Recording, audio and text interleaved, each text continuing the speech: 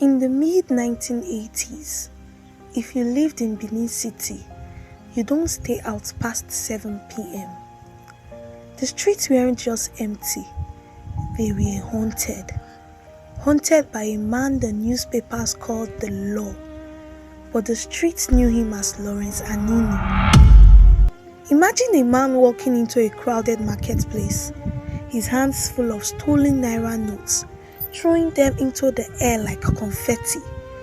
To the traders and the poor, he was a dark Robin Hood, but to the Nigerian government, he was a national embarrassment.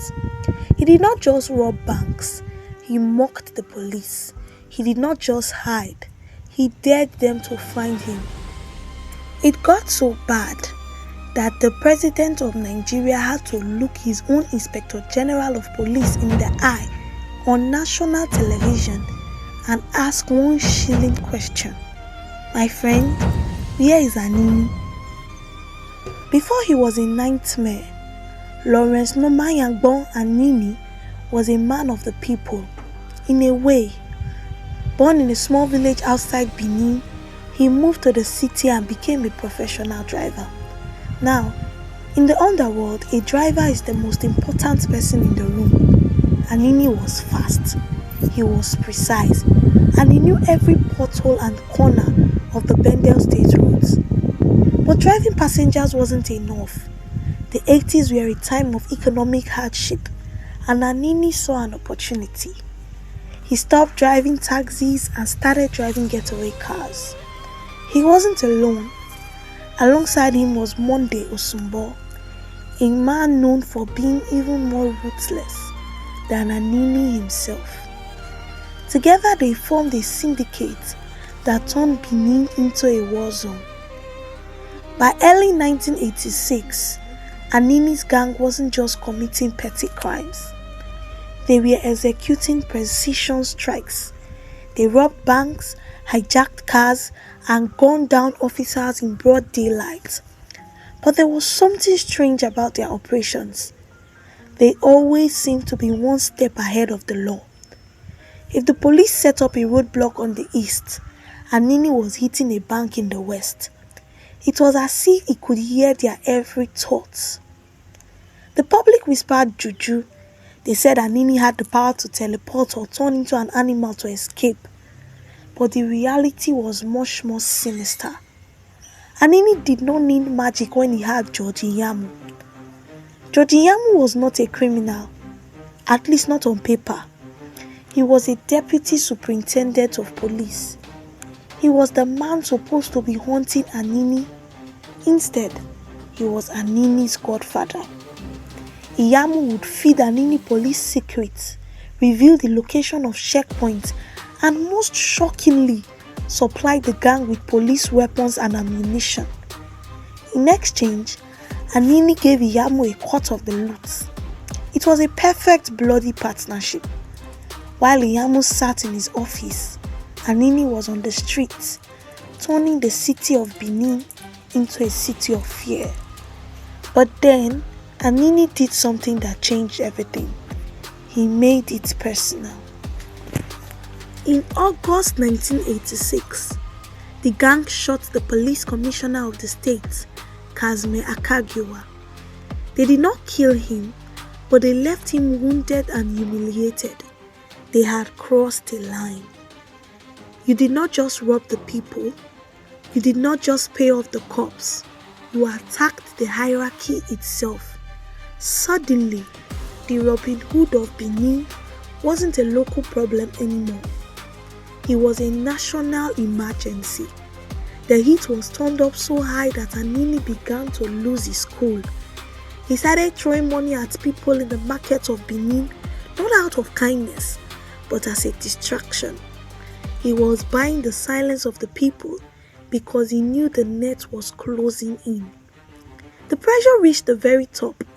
At the end of an Armed Forces Ruling Council meeting, President Ibrahim Babangida turned to the Inspector General of Police, Etim Inyang, and uttered the words that would define a decade.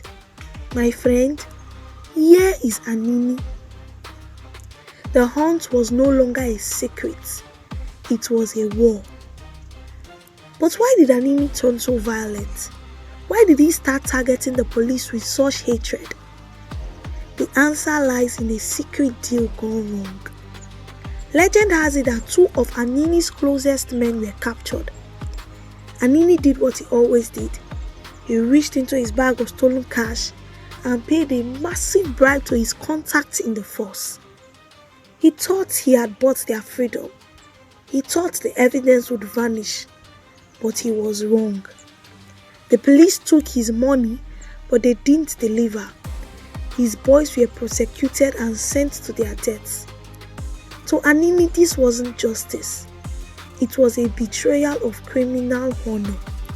Infuriated, he declared an all-out war on the Nigerian police force. He began attacking police stations, not just for guns, but for blood. He would stop police cars just to execute the officers inside. He started throwing money in the marketplaces as a final middle finger to the government, showing the people that while the police were thieving from him, he was giving to the poor. He was no longer just a robber. He was a man with nothing left to lose. But every empire built on blood has an expiration date.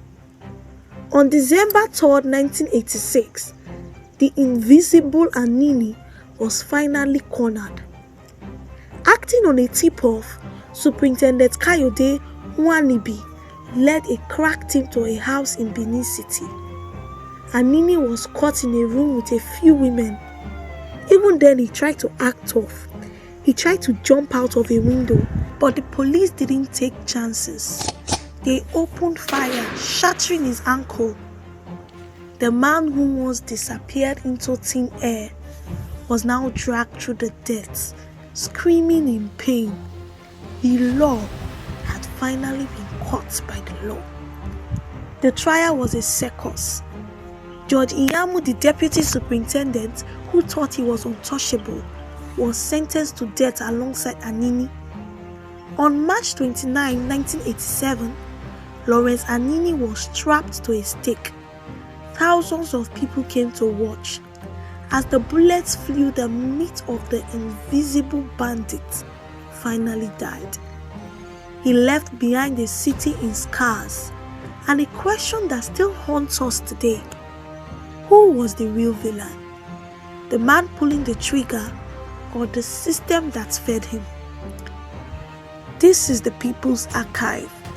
If you found this story powerful, hit the like button and subscribe. And tell me in the comments, do you think Anini would have been caught sooner if the police weren't involved? See you in the next archive.